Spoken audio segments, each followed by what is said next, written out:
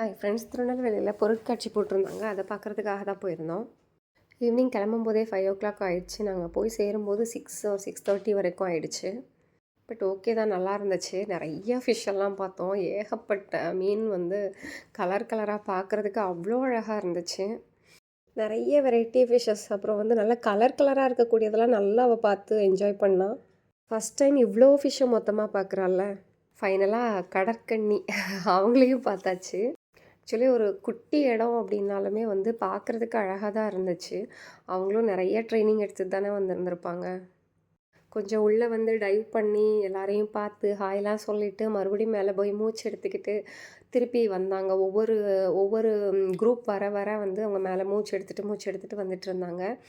பார்க்குறதுக்கு அழகாகவும் இருந்தது. எனக்கு கொஞ்சம் கஷ்டமாகவும் இருந்துச்சு, இவ்வளோ ரிஸ்க்கு எடுக்கணும்ல அப்படின்னு சொல்லி.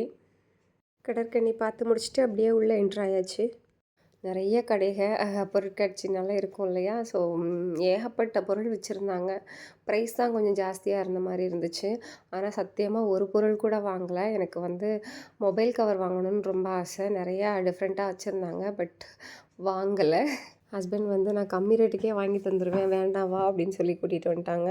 அப்புறம் கடையெல்லாம் சும்மா வேடிக்கை பார்த்துட்டு உள்ளே போயிட்டு பாப்பாவை வச்சுட்டு நான் ஊஞ்சல்லாம் ஆடினேன். ஸோ அவளை தனியாக விட முடியாது இல்லையா? ஸோ நானும் போயிட்டேன். அவள் பயங்கரமாக என்ஜாய் பண்ணாள். அவளை பார்க்கும்போது எனக்கும் பயங்கர ஹாப்பி.